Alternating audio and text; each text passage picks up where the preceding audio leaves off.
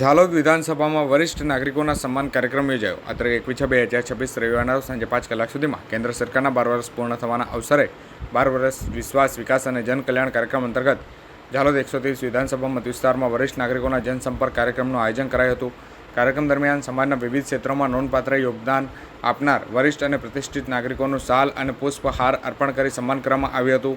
આ પ્રસંગે મનપ્રીતસિંહ મહેન્દ્રસિંહ રાઠોડ, રવિન્દ્રસિંહ દીપસિંહ નાયક, ડૉક્ટર મહેશભાઈ ગણેશભાઈ પટેલ, કંચનબેન રત્નાભાઈ પરમાર, નગીનભાઈ હીરાભાઈ ડોડિયા, વિષ્ણુકાંત લાલચંદ આચાર્ય, ધીમતકુમાર શશિકાંત કોઠારી, પારસિંગભાઈ સળિયાભાઈ ડામોર અને લખીદાસભાઈ દયાળજીભાઈ પટેલ સહિતના અગ્રણીઓનું સન્માન કરવામાં આવ્યું હતું.